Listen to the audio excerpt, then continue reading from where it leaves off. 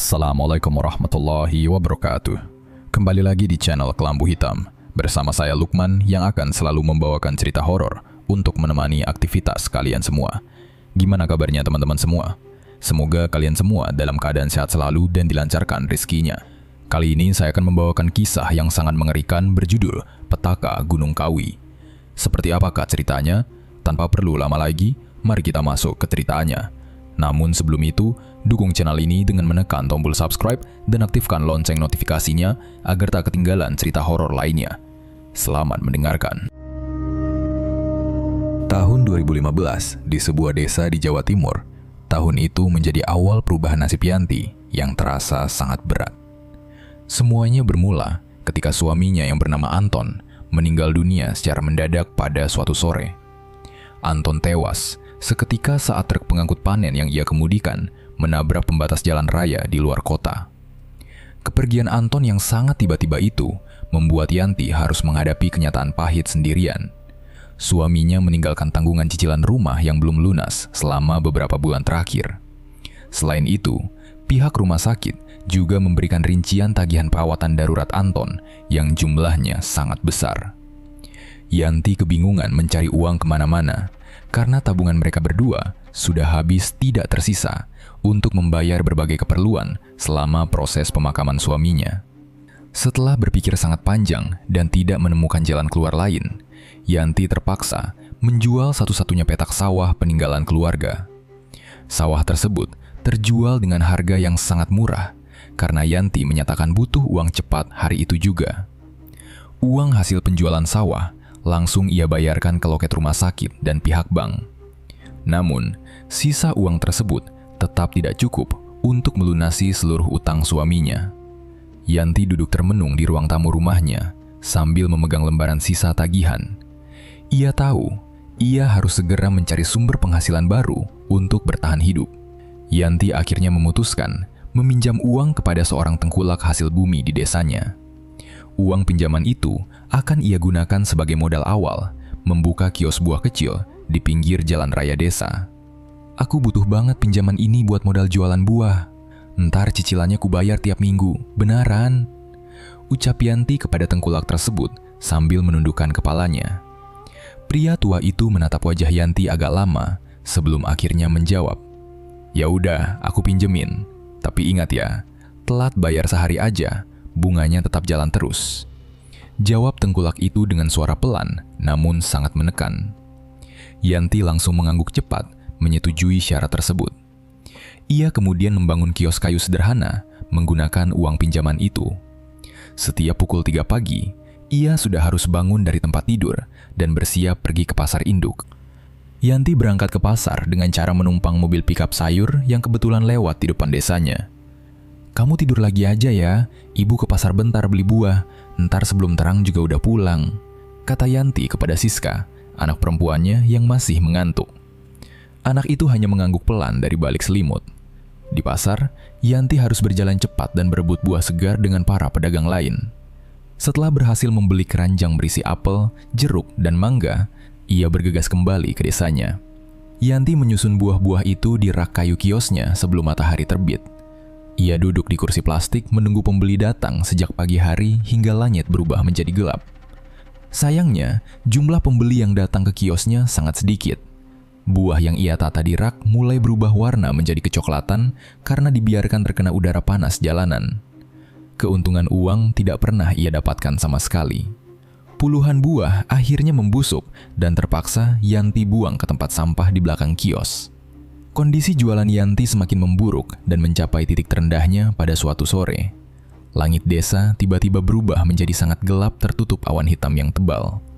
Angin bertiup semakin kencang dari arah selatan, menerbangkan debu dan daun kering di sepanjang jalan raya. Yanti mulai panik melihat terpal plastik penutup kiosnya berbunyi keras terkena hempasan angin tersebut. Hujan deras turun seketika menghantam bagian atap kios. Suara rintik air yang sangat lebat mengalahkan suara deru mesin kendaraan yang lewat. Yanti berdiri dan memegang erat tiang bambu penyangga dengan kedua tangannya agar bangunan kecil itu tidak terbang. Namun, tiupan angin sore itu berhembus terlalu kuat melebihi tenaga Yanti.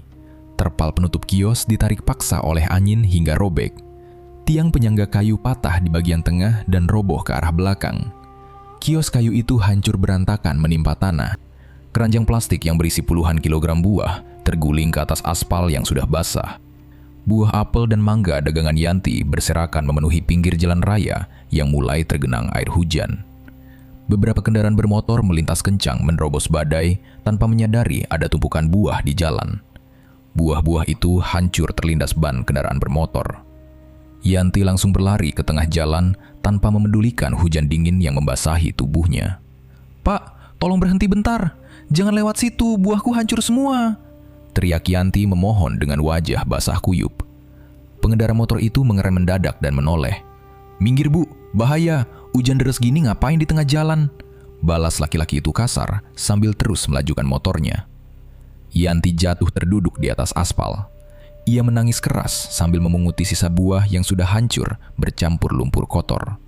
Ia merasa seluruh harapannya untuk menyambung hidup hancur hari itu juga. Hanya berselang 3 hari setelah kios buahnya roboh, Siska tiba-tiba mengeluh sakit perut yang sangat parah. Suhu tubuh anak perempuan itu naik drastis menjadi sangat panas. Siska terus muntah setiap kali Yanti mencoba memberinya makan bubur atau minum air putih. Wajah Siska terlihat sangat pucat dan tubuh kecilnya lemas tidak bertenaga. Yanti sangat ketakutan melihat kondisi anaknya yang memburuk dengan cepat.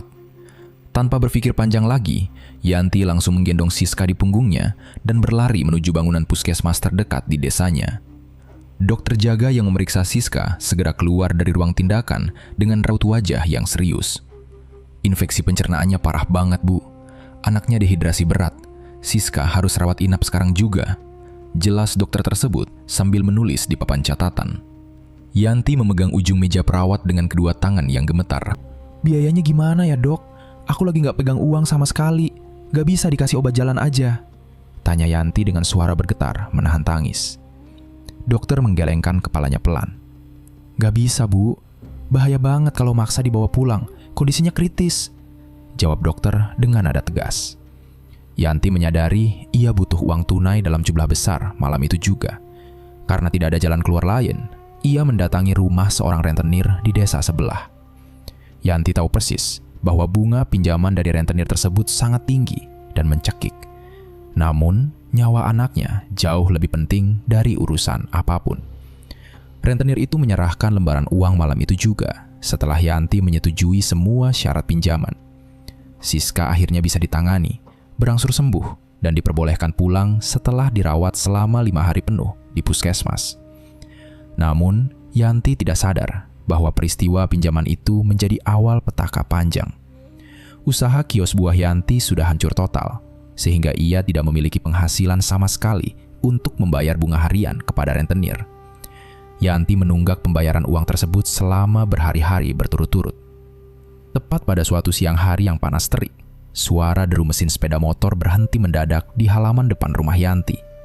3 orang laki-laki berbadan besar turun dari motor mereka dengan wajah marah.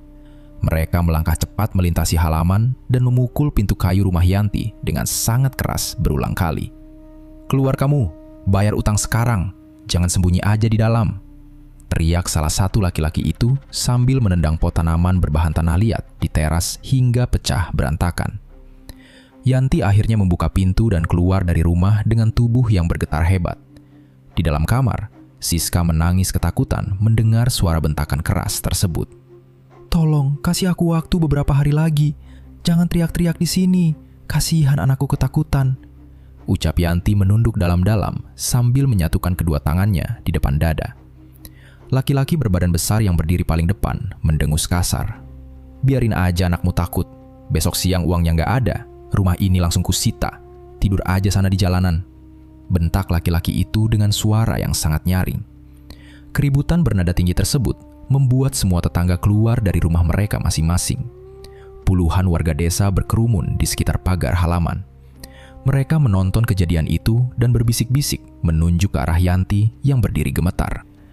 Penderitaan Yanti ternyata belum berhenti pada urusan rentenir.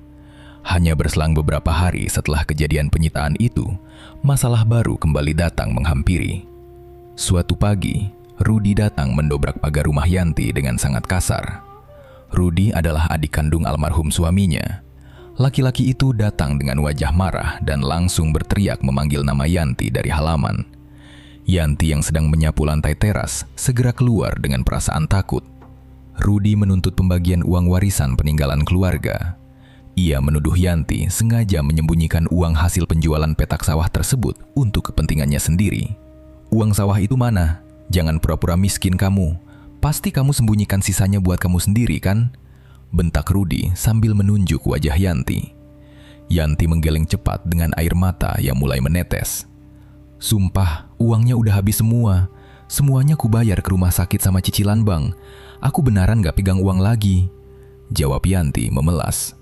Rudi tidak percaya dan terus mencaci maki Yanti dengan suara yang sangat keras. Pertengkaran mulut itu mengundang perhatian banyak orang. Warga desa kembali berkerumun menonton di depan pagar. Beberapa tetangga merasa kasihan dan mencoba membela Yanti. Namun, banyak juga tetangga yang termakan omongan Rudi dan ikut memojokkan Yanti. Perpecahan warga mulai terjadi, membuat posisi Yanti di desa itu semakin terkucilkan. Karena kios kayunya sudah hancur lebur terkena badai, Yanti terpaksa menyewa sebuah gerobak kayu tua. Ia mencoba mencari rezeki dengan berjualan sisa buah yang ada di pinggir pasar desa. Yanti berharap tempat yang lebih ramai bisa membuat buahnya cepat laku. Namun, harapan itu kembali hancur oleh kenyataan yang pahit. Para pedagang lama di pasar itu merasa tidak suka dengan kehadiran Yanti. Mereka iri melihat ada pedagang baru yang ikut berjualan di wilayah mereka. Beberapa pedagang mulai menyebarkan berita bohong kepada para pengunjung pasar. Mereka menyebarkan fitnah bahwa buah yang dijual Yanti sudah busuk dan disuntik pemanis buatan. Akibat fitnah tersebut, para pembeli menatap Yanti dengan sinis dan menolak mendekat ke gerobaknya. Tidak berhenti di situ, ada pedagang yang sengaja memindahkan meja jualan mereka agar menutupi jalan. Akses menuju gerobak Yanti tertutup rapat, sehingga pembeli benar-benar tidak bisa lewat ke arahnya. Pendapatan Yanti menurun drastis. Ia kembali kesulitan membeli beras untuk makan Siska sehari-hari. Ia hanya bisa duduk diam di belakang gerobak tuanya sambil menahan tangis melihat ketidakadilan tersebut. Puncak kekejaman orang-orang pasar terjadi pada suatu malam yang sepi. Ketika Yanti datang ke pasar pada pukul 3 pagi untuk bersiap jualan, ia menemukan gerobak kayunya sudah terbalik. Kaca etalasenya pecah berantakan terkena pukulan benda keras. Roda gerobak itu dicopot dan dibuang ke selokan. Sisa buah dagangannya diinjak-injak hingga hancur menjadi bubur di atas tanah berlumpur. Pelakunya adalah orang tidak dikenal yang merusak gerobaknya pada malam hari. Yanti menangis histeris melihat satu-satunya sumber penghidupannya kembali hancur. Di tengah keputusasaan itu, seorang pria bernama Wawan datang menghampirinya. Wawan adalah pemilik bengkel motor yang letaknya tidak jauh dari pasar. Laki-laki itu merasa kasihan melihat Yanti menangis sendirian di tengah kegelapan pagi. Tanpa banyak bicara, Wawan langsung membantu membalikan gerobak itu dan memunguti sisa barang yang masih bisa dipakai. "Biarin aku yang perbaiki roda sama kacanya. Kamu tenang aja dulu," ucap Wawan pelan sambil menyingkirkan pecahan kaca. Sejak kejadian itu, Wawan mulai rutin datang ke gerobak Yanti. Ia selalu membeli buah dalam jumlah banyak, meskipun Yanti tahu Wawan sebenarnya tidak membutuhkan buah sebanyak itu. Wawan juga sering membantu memperbaiki kerusakan di gerobak Yanti, tanpa pernah mau menerima bayaran sepeser pun. Kebaikan hati Wawan perlahan membuat kehidupan Yanti terasa sedikit lebih ringan. Wawan tidak hanya peduli pada Yanti, tetapi juga sangat memperhatikan Siska. Karena Yanti harus berangkat sangat pagi ke pasar, Siska seringkali harus berangkat sekolah sendirian berjalan kaki. Mengetahui hal itu, Wawan berinisiatif datang ke rumah Yanti setiap pukul 6 pagi. Laki-laki itu menjemput Siska menggunakan sepeda motornya dan mengantar anak itu sampai ke depan gerbang sekolah.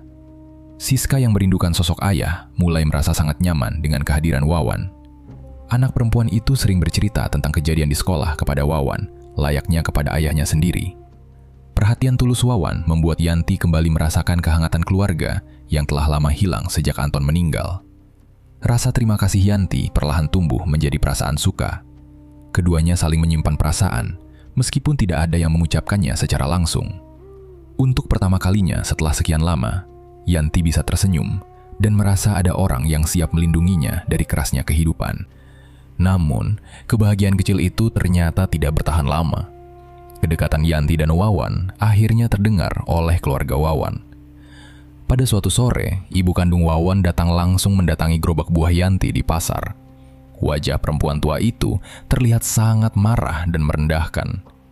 Tanpa memedulikan orang-orang di sekitar, Ibu Wawan langsung menunjuk wajah Yanti. "Jangan berani-berani kamu dekati anakku lagi.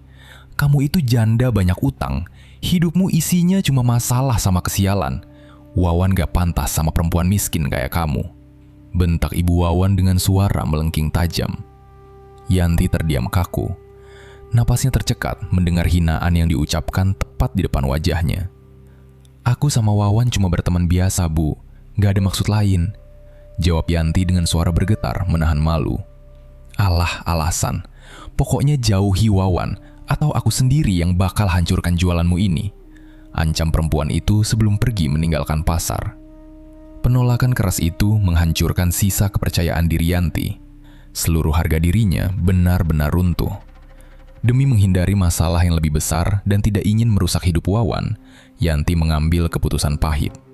Ia memilih mundur dan menjauhi Wawan sepenuhnya. Suatu pagi yang masih sangat gelap, Yanti berjalan sendirian menuju pasar untuk merapikan sisa gerobak buahnya. Udara pagi itu terasa jauh lebih dingin dari biasanya. Langkah kaki Yanti tiba-tiba terhenti tepat di depan tempatnya berjualan. Ia melihat sesuatu yang aneh tergeletak di atas tanah, tepat di bawah roda gerobak kayunya. Yanti menundukkan badannya untuk melihat benda tersebut dengan lebih jelas. Ia sangat terkejut saat menemukan bangkai ayam berbulu hitam legam yang sudah kaku dan berbau busuk. Di samping bangkai ayam hitam tersebut, terdapat sebuah bungkusan kecil yang terbuat dari kain putih polos. Tangan Yanti bergetar hebat saat ia memberanikan diri membuka ikatan bungkusan itu menggunakan ujung sebatang kayu. Bau anyir darah dan bau bangkai langsung menyengat lubang hidungnya. Di dalam bungkusan kain putih itu terdapat campuran tanah kuburan yang masih basah, kelopak bunga mawar dan melati yang sudah layu, potongan rambut manusia, belasan paku besi yang berkarat, serta sobekan kain kafan kotor yang penuh bercak kecoklatan. Jantung Yanti berdebar sangat kencang melihat isi bungkusan mengerikan itu.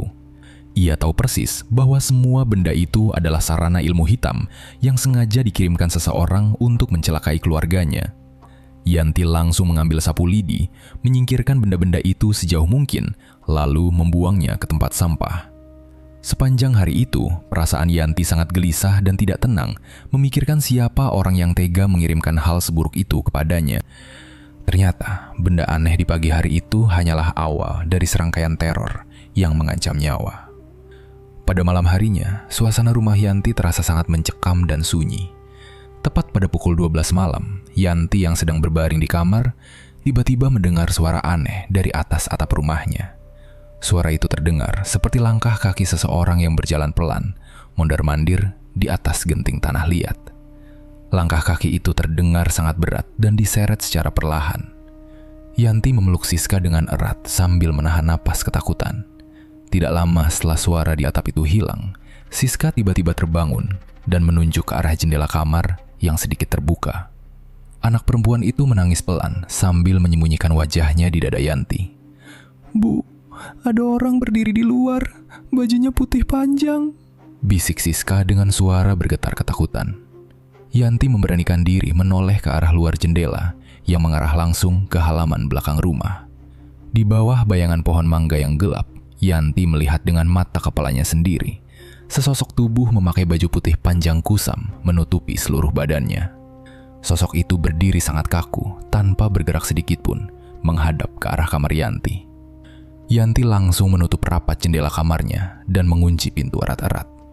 Sisa malam itu mereka lewati dengan ketakutan yang luar biasa, tanpa bisa memejamkan mata sama sekali. Teror gaib di rumah Yanti ternyata tidak hanya dirasakan oleh penghuni rumah saja. Menjelang pukul 3 pagi, beberapa tetangga yang rumahnya berdekatan dengan rumah Yanti mulai mengalami kejadian aneh. Warga mendengar dengan sangat jelas suara tangisan seorang perempuan dari arah halaman rumah Yanti. Suara tangisan itu terdengar sangat memilukan, melengking panjang, dan diselingi suara tawa yang aneh. Pintu rumah tetangga juga beberapa kali diketuk dari luar, tetapi saat pintu dibuka, tidak ada siapapun di sana. Keesokan paginya, warga desa berkumpul dan membicarakan kejadian mengerikan semalam. Kabar bahwa rumah Yanti kini dihuni oleh makhluk halus atau menjadi sasaran santet menyebar dengan sangat cepat ke seluruh pelosok desa. Gosip buruk itu membawa dampak yang sangat besar bagi kelangsungan hidup Yanti. Orang-orang menjadi sangat ketakutan dan tidak berani lagi berjalan melewati depan rumahnya saat malam hari. Para pembeli di pasar yang tadinya masih mau mendekat ke gerobak buah Yanti, kini benar-benar memalingkan wajah dan menjauh. Mereka takut terkena sial atau ikut diganggu oleh hal gaib jika membeli barang dagangan dari Yanti. Usaha buah Yanti benar-benar mati total pada hari itu juga, tanpa ada satupun buah yang terjual. Dalam kondisi putus asa dan ketakutan yang memuncak, Yanti memutuskan untuk mencari pertolongan kepada orang yang mengerti hal gaib. Ia mendatangi rumah seorang dukun kampung bernama Mbah Joyo yang sudah terkenal mampu menangkal gangguan makhluk halus di desanya. Mbah Joyo bersedia datang ke rumah Yanti pada sore harinya sebelum matahari terbenam. Pria tua itu berkeliling memeriksa setiap sudut ruangan rumah dan halaman belakang tempat sosok putih itu muncul. Mbah Joyo kemudian meminta Yanti menyiapkan mangkuk berisi air sumur dan bunga setaman. "Ini kiriman orang yang benci sama kamu. Udah, kamu tenang aja. Biar aku yang bersihin rumah ini sekarang," ucap Mbah Joyo dengan suara tenang namun sangat serius. Dukun itu mulai melakukan ritual pembersihan. Ia menyiramkan air campuran bunga ke seluruh sudut dinding rumah dari bagian depan hingga ke area dapur. Mbah Joyo lalu membakar kemenyan di atas piring tanah liat kecil hingga asap putih tebal memenuhi ruangan tamu. Ia duduk bersila sambil merapalkan doa-doa berbahasa Jawa dengan mata terpejam rapat. Di akhir ritualnya, Mbah Joyo meletakkan sebuah piring sesaji sederhana yang berisi bunga dan makanan kecil di sudut gelap rumah tersebut. Setelah ritual selesai, Mbah Joyo berpamitan pulang dan meyakinkan Yanti bahwa gangguan itu sudah dibersihkan. Ritual yang dilakukan oleh Mbah Joyo sempat memberikan ketenangan sementara bagi Yanti dan Siska. Selama 2 hari berturut-turut, rumah mereka terasa normal dan tidak ada lagi suara aneh yang terdengar pada malam hari. Namun, ketenangan itu ternyata hanya bertahan sangat sebentar. Pada malam ketiga, gangguan gaib justru kembali menyerang dengan kekuatan yang jauh lebih mengerikan dari sebelumnya. Tepat pada tengah malam, seluruh lampu pijar di dalam rumah Yanti tiba-tiba mati mendadak secara bersamaan. Suasana rumah menjadi gelap gulita. Tidak lama kemudian, bau bunga melati yang sangat menyengat bercampur dengan bau tanah kuburan basah tercium memenuhi udara di dalam kamar tidur. Yanti menutup hidungnya sambil meraba-raba mencari tubuh Siska di atas kasur. Tiba-tiba, Siska menjerit histeris dan terbangun dari tidurnya. Dari arah luar dinding rumah, terdengar suara gesekan logam besi yang sangat kasar. Bunyi itu terdengar persis seperti seseorang sedang menyeret rantai besi berukuran besar mengelilingi tembok rumah mereka secara berulang-ulang. "Bu, Siska takut, ada yang jalan di luar!" teriak Siska sambil menangis kencang memeluk ibunya. Yanti hanya bisa mendekap anaknya erat-erat sambil menahan tangis ketakutan. Setelah rentetan kejadian aneh di rumahnya, Yanti mencoba menenangkan pikiran dengan berjalan kaki keluar desa. Tepat pada suatu sore, hujan turun dengan sangat deras dan disertai angin kencang. Yanti berlari mencari tempat berteduh di sekitar terminal bus antar kota yang kondisinya sangat sepi. Ia masuk ke dalam sebuah warung kopi kecil yang terbuat dari kayu lapis dan beratapkan seng. Di dalam warung itu, hanya ada satu orang pembeli yang sedang duduk. Orang itu adalah seorang pria tua yang mengenakan pakaian serba hitam dan penutup kepala tradisional. Pria tua itu sedang duduk santai sambil meminum secangkir kopi hitam. Yanti duduk di sudut warung yang agak jauh dari pria tersebut sambil mengusap bajunya yang basah. Tiba-tiba, pria tua itu menoleh dan menatap wajah Yanti secara langsung. "Kamu pasti Yanti, istrinya almarhum Anton kan?" ucap pria tua itu dengan suara datar. Yanti sangat terkejut dan langsung menatap pria itu. "Kok Bapak tahu namaku sama nama suamiku?" tanya Yanti keheranan. Pria tua itu hanya tersenyum pelan dan memperkenalkan dirinya sebagai Mbah Kuncen. Yanti merasa sangat ketakutan karena ia tidak pernah bertemu atau mengenal pria bernama Mbah Kuncen tersebut. Rasa heran Yanti berubah menjadi panik saat Mbah Kuncen mulai berbicara lebih jauh. Pria tua itu menyebutkan seluruh masalah yang sedang menimpa Yanti secara sangat terperinci. "Utangmu ke rentenir makin banyak. Anakmu Siska baru saja dirawat di puskesmas. Kamu juga baru bertengkar hebat sama Rudi masalah uang warisan," sebut Mbah Kuncen tanpa ragu sedikit pun. Mata Yanti terbuka lebar mendengar semua rahasia pribadinya dibicarakan begitu saja. Ia menggeser posisi duduknya menjadi lebih waspada. "Bapak ini sebenarnya siapa? Bapak dengar gosip dari orang pasar ya?" tuduh Yanti dengan suara bergetar. Mbah Kuncen menggelengkan kepalanya pelan sambil meletakkan gelas kopinya di atas meja kayu. "Gak ada yang kasih tahu aku. Aku tahu sendiri semua penderitaanmu. Rumahmu juga baru saja dilempar benda kotor sama orang yang benci sama kamu," tambah Mbah Kuncen. Yanti terdiam kaku.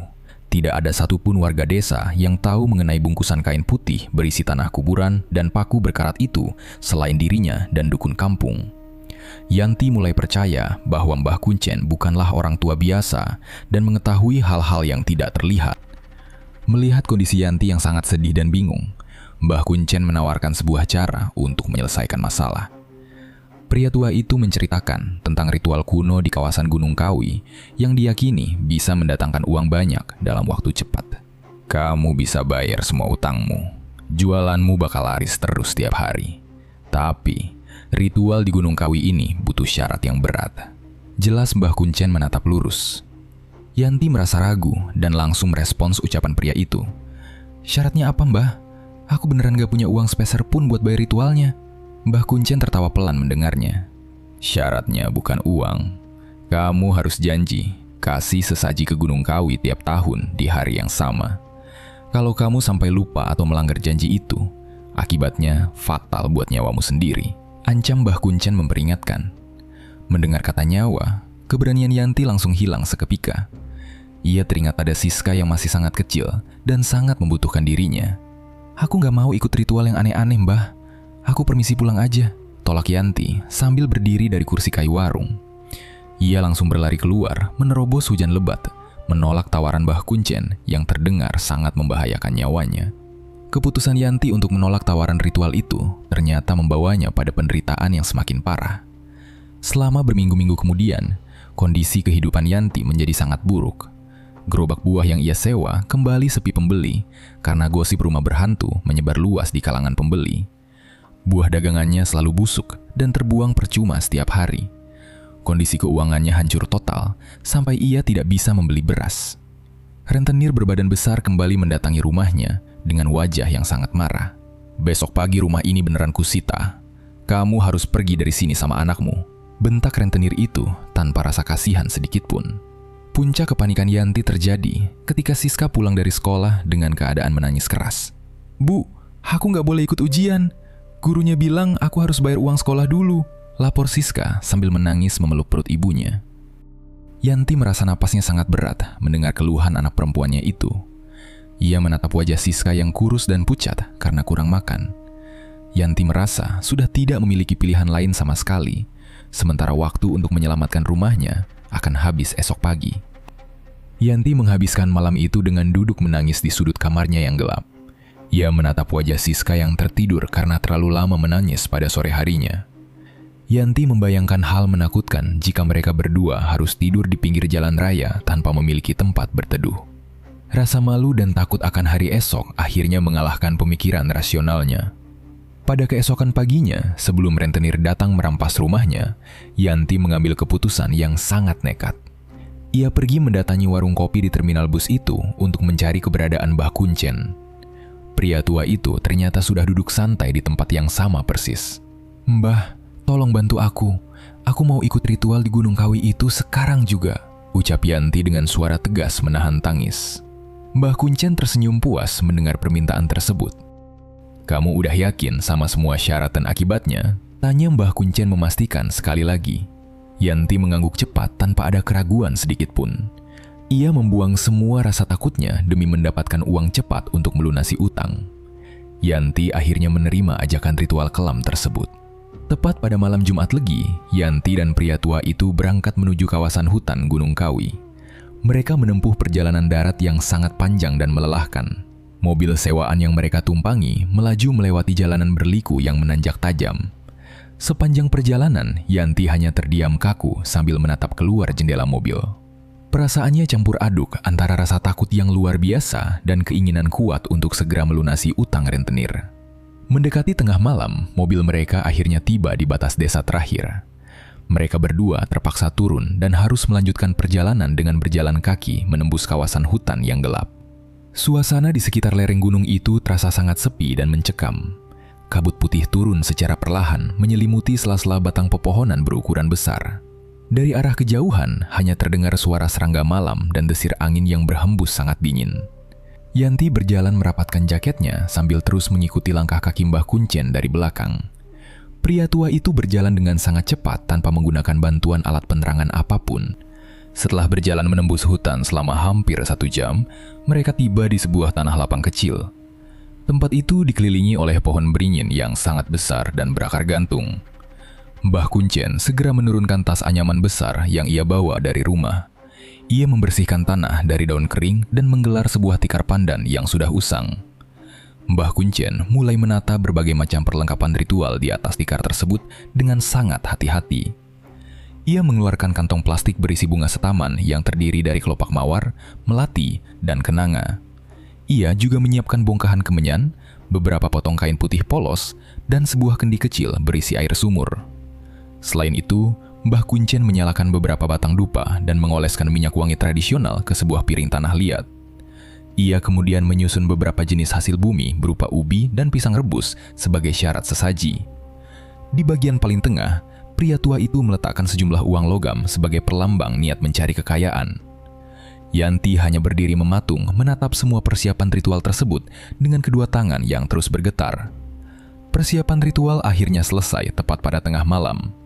Mbah Kuncen menoleh ke arah Yanti dengan tatapan mata yang tajam. Pria tua itu menyuruh Yanti untuk segera membersihkan diri sebelum ritual utama dimulai. "Kamu mandi pakai air kembang di kendi itu sekarang. Terus ganti bajumu pakai kain putih polos ini," perintah Mbah Kuncen sambil menunjuk ke arah botol kendi. Yanti mengangguk pelan dan langsung menuruti perintah tersebut tanpa berani banyak bertanya. Setelah selesai membersihkan badannya dan memakai pakaian serba putih, Yanti disuruh duduk bersila di atas tikar pandan. "Sekarang tutup matamu rapat-rapat. Ucapkan niatmu buat minta rezeki di dalam hati. Kamu juga harus janji kasih sesaji ke tempat ini tiap tahun," ucap Mbah Kuncen memberikan arahan terakhir. Yanti segera memejamkan kedua matanya dan mengulangi semua kalimat niat itu di dalam hatinya. Ia berjanji akan kembali ke tempat itu setiap tahun pada tanggal yang sama jika usahanya berhasil lancar. Setelah Yanti siap, Mbah Kuncen mulai membakar bongkahan kemenyan di atas tungku kecil. Pria tua itu duduk bersila dan mulai melantunkan doa-doa berbahasa Jawa kuno dengan suara pelan namun terdengar sangat berat. Asap kemenyan yang sangat tebal segera memenuhi udara malam di sekitar tanah lapang tersebut. Bau kemenyan yang dibakar itu terasa sangat menyengat dan membuat Yanti merasa sedikit pusing. Di tengah suara lantunan doa Mbah Kuncen, Yanti tiba-tiba mendengar suara aneh dari arah pepohonan di depannya. Suara itu terdengar seperti langkah kaki beberapa orang yang sedang berjalan menginjak ranting kering. Langkah kaki misterius itu bergerak memutari tempat Yanti duduk bersila secara perlahan. Angin malam tiba-tiba berhembus semakin kencang menembus pakaian putih yang dipakai Yanti. Yanti merasakan hawa dingin yang sangat aneh membuat seluruh tubuhnya menggigil hebat. Rasa takut yang sangat memuncak membuat Yanti kehilangan kendali atas rasa penasarannya. Tanpa sadar, Yanti membuka kedua matanya secara perlahan untuk melihat apa yang sedang mengelilinginya. Ia langsung menahan napas ketakutan saat melihat pemandangan di depan matanya. Tepat di balik batang pohon beringin, Yanti melihat 5 sosok pucat berdiri berjejer menatap ke arahnya. Tubuh kelima sosok itu sangat kaku dan terbungkus oleh kain kafan kotor yang penuh dengan noda tanah basah. Wajah kelima sosok itu terlihat sangat pucat pasi dan menakutkan. Yanti gemetar hebat melihat sosok pocong tersebut berdiri diam menatap matanya secara langsung. Melihat Yanti membuka mata, Mbah Kuncen langsung membentaknya dengan suara yang sangat keras. "Tutup matamu. Jangan berani bersuara atau tatap mereka," bentak Mbah Kuncen memperingatkan. Yanti langsung memejamkan matanya erat-erat sambil meneteskan air mata ketakutan. Ia terus menundukkan kepala dan menahan badannya yang gemetar hebat hingga ritual itu selesai menjelang waktu subuh. Suara langkah kaki dan hawa dingin itu perlahan menghilang seiring berhentinya lantunan doa Mbah Kuncen. Pria tua itu akhirnya membereskan sisa perlengkapan dan menyatakan bahwa ritual pesugihan tersebut telah berhasil dilakukan. Sebelum mereka beranjak pergi meninggalkan kawasan hutan Gunung Kawi, Mbah Kuncen memberikan peringatan terakhir yang sangat tegas. "Ingat janjimu tadi malam, kamu wajib datang ke tempat ini tiap tahun buat kasih sesaji syukuran," ucap Mbah Kuncen sambil menatap langsung ke mata Yanti. Yanti mengangguk lemah sambil mengusap air matanya. "Iya Mbah, aku janji bakal datang tiap tahun," jawab Yanti dengan suara serak. Mbah Kuncen mendengus pelan mendengar jawaban itu. "Jangan sampai kamu lupa atau sengaja pura-pura lupa. Kalau kamu sampai melanggar batas waktunya, semua harta yang kamu dapatkan bakal mendatangkan petaka mematikan buat keluargamu," ancam pria tua itu dengan nada yang sangat dingin. Sepulang dari kawasan Gunung Kawi, kehidupan Yanti berubah secara drastis dalam hitungan hari. Kesulitan hidup yang selama ini menekan keluarganya langsung hilang seketika. Buah dagangan di gerobaknya kini selalu habis diborong oleh para pembeli sebelum jam 12 siang. Beberapa pemilik supermarket besar dari kota tiba-tiba datang mencari rumah Yanti. Mereka langsung menawarkan kontrak kerjasama untuk membeli buah apel dan jeruk dalam jumlah bertonton setiap bulannya. Keuntungan bersih yang Yanti dapatkan melonjak sangat tinggi pada bulan pertama bisnis itu berjalan. Tanpa membuang waktu, Yanti langsung mendatangi rumah rentenir yang dahulu sering berteriak mengancamnya. Ia melempar tumpukan lembaran uang tunai ke atas meja kayu milik rentenir tersebut dengan wajah datar. Yanti membayar lunas seluruh utang beserta bunga tingginya hari itu juga tanpa menawar sedikit pun. Beban berat yang selama ini menghancurkan hidup dan harga dirinya akhirnya lenyap.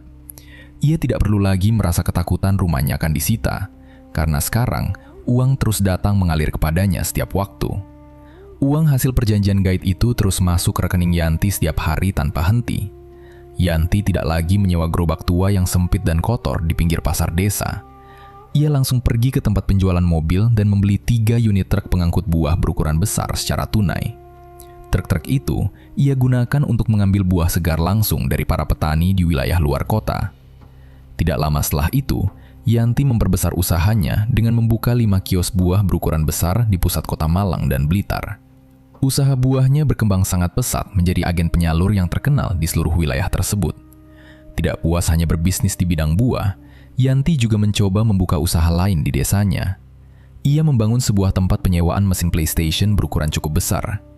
Tempat hiburan itu selalu dipenuhi oleh anak-anak sekolah dan para pemuda desa setiap sore hingga malam hari. Penghasilan Yanti dari semua cabang bisnisnya bertambah semakin banyak, hingga ia sendiri tidak memiliki waktu untuk menghitung jumlah uangnya secara pasti. Keberhasilan seluruh cabang bisnis itu membuat Yanti mampu mengubah taraf hidup keluarganya ke tingkat yang sangat tinggi. Ia merobohkan rumah lamanya dan membangun sebuah rumah tingkat 3 yang sangat mewah di atas tanah tersebut. Rumah besar itu berdiri paling megah di desa, memiliki halaman yang sangat luas, dan garasinya selalu terisi beberapa mobil mahal. Warga desa yang dahulu sering menghina dan membuang muka, kini berubah sikap secara total. Banyak tetangga yang datang menundukkan kepala memohon pekerjaan kepada Yanti. Yanti akhirnya mempekerjakan puluhan warga desa itu sebagai pegawai harian di gudang buah miliknya. Di tengah semua kesuksesan dan kekayaan tersebut, hubungan Yanti dan Wawan juga kembali membaik. Wawan masih terus menunjukkan perhatian yang tulus kepada Yanti dan Siska tanpa peduli dengan harta mereka. Yanti akhirnya menerima lamaran Wawan. Mereka berdua melangsungkan acara pernikahan yang cukup meriah di balai desa. Yanti kemudian menunjuk Wawan sebagai manajer utama untuk mengurus seluruh jadwal keberangkatan truk pengangkut buah miliknya. Keluarga baru Yanti kini hidup kaya raya dan memiliki banyak barang mahal. Siska bisa membeli semua mainan dan pakaian yang ia tunjuk. Wawan juga mendapatkan fasilitas mobil pribadi untuk memantau semua pekerjaan di cabang kios buah. Namun, tumpukan uang dan harta berlimpah itu perlahan mulai mengubah sifat asli Yanti. Yanti berubah drastis menjadi perempuan yang sangat sibuk, ambisius, dan memandang rendah orang lain. Ia menghabiskan seluruh waktunya untuk bekerja keras setiap hari dari pagi sampai larut malam. "Kamu urus aja anakmu di rumah. Aku ada jadwal ketemu bos agen buah di kota bentar lagi," ucap Yanti dingin sambil memakai sepatu hak tingginya. Wawan menatap istrinya dengan perasaan kecewa dan tidak nyaman. "Kamu itu udah terlalu sering kerja di luar. Istirahat di rumah sehari aja nggak bisa ya?" tegur Wawan pelan mencoba menasihati. Yanti langsung mendengus kesal mendengar teguran suaminya itu. "Uang ini nggak datang sendiri. Kalau aku nggak kerja keras tiap hari, kita semua bakal balik miskin lagi," bentak Yanti dengan suara tinggi. Yanti benar-benar merasa bahwa seluruh kekayaannya murni berasal dari hasil kerja keras dan kepintarannya sendiri. Kesombongan dan rasa bangga telah menutup mata serta pikiran rasionalnya rapat-rapat. Ia tidak pernah lagi mengingat kejadian menyeramkan saat melihat wujud pocong di kawasan hutan Gunung Kawi. Yanti merasa dirinya sangat hebat dan tidak membutuhkan bantuan siapapun karena ia bisa membeli semuanya menggunakan uang. Janji sakral yang pernah ia ucapkan untuk memberikan sesaji syukuran setiap tahun perlahan menghilang dari ingatannya.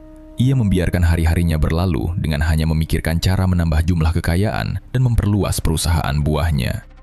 Peringatan keras dari Mbah Kuncen mengenai batas waktu perjanjian dan ancaman nyawa sama sekali tidak pernah ia pedulikan lagi.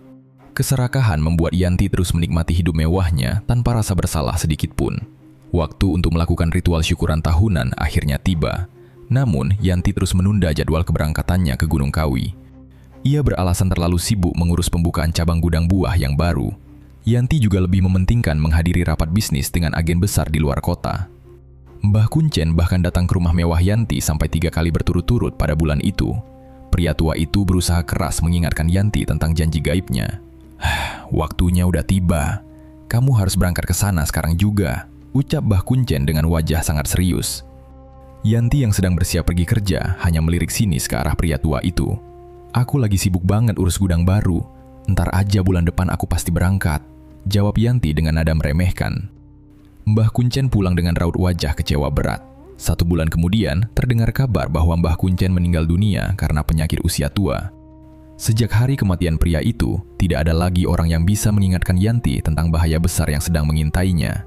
Akibat pelanggaran batas waktu perjanjian itu, gangguan gaib langsung menyerang bisnis Yanti secara ganas. Kejadian aneh bermula di gudang penyimpanan buah utama miliknya. Lampu ruangan di dalam gudang berukuran besar itu sering berkedip mati nyala tanpa alasan yang jelas. Seorang satpam penjaga malam bahkan lari ketakutan keluar dari area gudang. Satpam itu melihat sosok pocong kotor berdiri diam di atas tumpukan keranjang buah apel tepat pada tengah malam. Teror juga menyerang para pekerja jalanan milik Yanti. Sopir truk pengangkut buah melihat seorang perempuan berambut sangat panjang duduk menunduk di kursi kosong di sampingnya. Kemunculan hantu itu membuat sopir panik hingga membanting setir secara mendadak di jalanan sepi. Truk besar itu melenceng jauh dari jalan dan menabrak tebing batu sampai bagian depannya hancur lebur. Tidak berhenti di situ, buah-buahan segar di dalam gudang tiba-tiba mengeluarkan lendir busuk. Puluhan ton buah segar itu membusuk dan berbau menyengat hanya dalam hitungan beberapa jam. Yanti harus menanggung kerugian uang mencapai ratusan juta rupiah akibat kehancuran beruntun di perusahaannya. Gangguan makhluk halus ternyata tidak hanya menghancurkan perusahaan buah Yanti.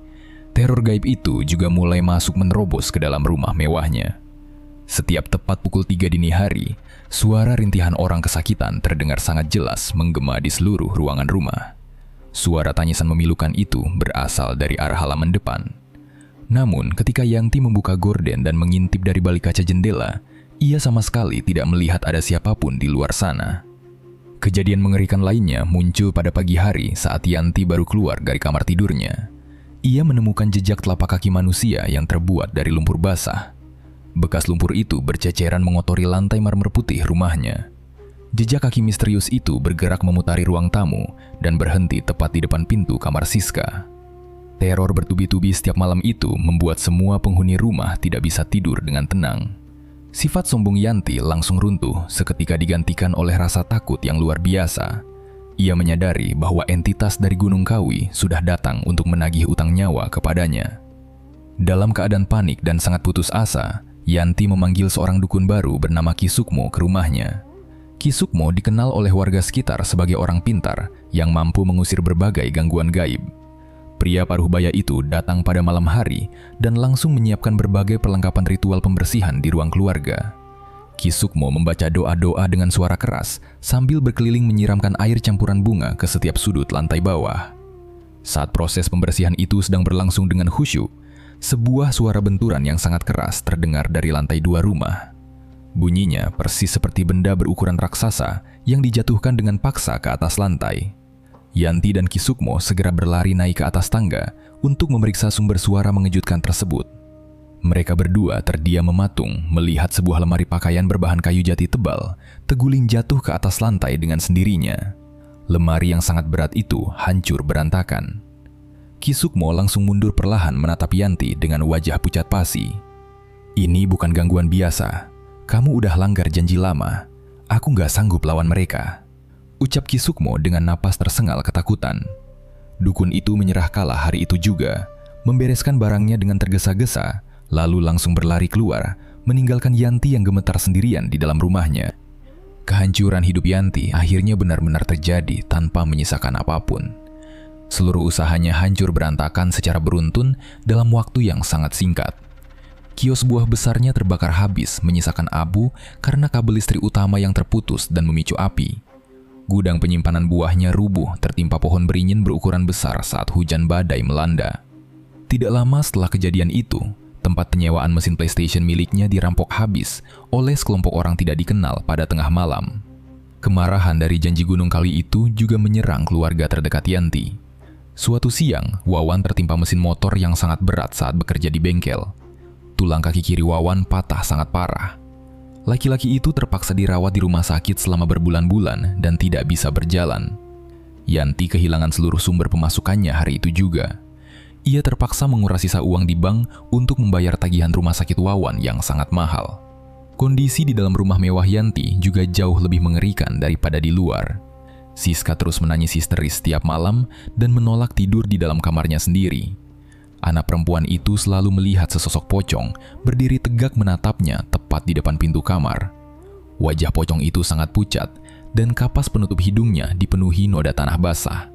"Ibu, aku takut. Ada pocong berdiri di situ," teriak Siska sambil memeluk ibunya erat-erat dengan tubuh bergetar. Yanti memeluk Siska tanpa bisa berbuat apa-apa. Dalam kondisi panik, stres berat, dan uang yang habis total, Yanti mengambil satu keputusan nekat. Ia bersiap pergi sendirian keluar kota menggunakan sisa mobil pribadinya pada malam hari. Yanti berniat menagih sisa utang dari pelanggannya. "Mas, kamu di rumah sakit aja, istirahat. Aku harus berangkat malam ini juga buat tagih utang bos buah di kota," ucap Yanti lewat telepon. "Hujan deras banget di luar, besok pagi aja berangkatnya, bahaya jalanan sepi," balas Wawan memperingatkan. "Nggak bisa mas, uang kita beneran habis buat makan besok," jawab Yanti mematikan sambungan telepon. Yanti menyetir mobilnya menembus jalanan luar kota yang sangat sepi dan minim lampu penerangan. Malam itu, hujan turun sangat lebat menghantam kaca depan mobilnya.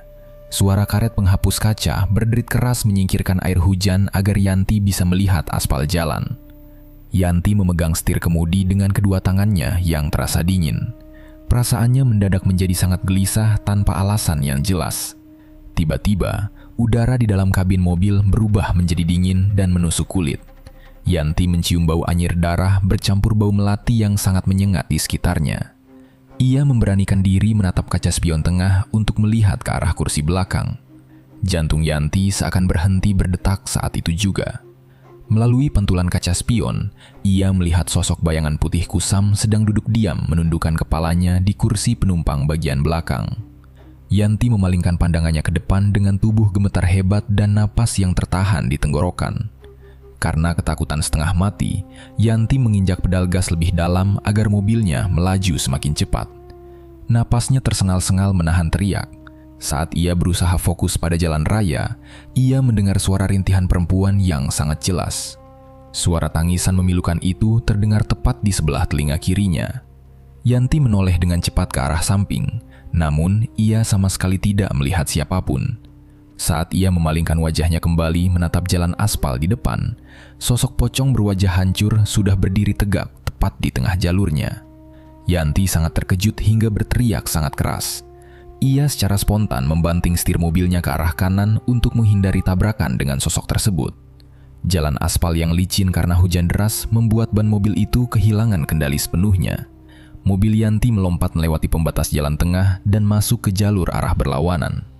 Pada detik yang sama, sebuah truk kontainer pengangkut barang melaju sangat kencang dari arah depan. Suara benturan logam terdengar sangat memekakkan telinga, memecah keheningan jalan raya malam itu. Bagian depan mobil Yanti menghantam kepala truk kontainer dengan kecepatan penuh. Mobil mewah tersebut langsung hancur ringsek tidak berbentuk. Tubuh Yanti hancur tergencet di antara rangka baja mobil dan dashboard yang remuk menjorok ke dalam. Petugas penyelamat datang ke lokasi kejadian dan membutuhkan waktu berjam-jam memotong badan mobil untuk mengeluarkan jenazah Yanti. Kondisi tubuh Yanti sangat mengenaskan hingga pihak rumah sakit melarang keluarga untuk melihat proses identifikasi jenazah. Setelah Yanti dimakamkan, kehidupan dan usaha besarnya benar-benar hilang tanpa sisa. Wawan yang masih berjalan menggunakan tongkat memutuskan untuk menjual seluruh sisa aset dan rumah mewah itu dengan harga sangat murah. Wawan memakai uang penjualannya untuk melunasi semua utang perusahaan Yanti. Ia kemudian membawa Siska pergi meninggalkan desa itu selamanya untuk memulai hidup baru yang sederhana. Rumah besar peninggalan Yanti dibiarkan kosong membusuk, menyisakan cerita kelam bagi warga desa bahwa janji pesugihan selalu menagih nyawa manusia sebagai bayaran utamanya. Cerita pun berakhir. Terima kasih buat teman-teman yang udah menyimak cerita ini sampai akhir. Buat teman-teman yang baru bergabung, jangan lupa untuk subscribe dan aktifkan lonceng notifikasinya. Nantikan cerita horor terbaru dari Kelambu Hitam. Saya Lukman, mohon pamit undur diri. Wassalamualaikum warahmatullahi wabarakatuh.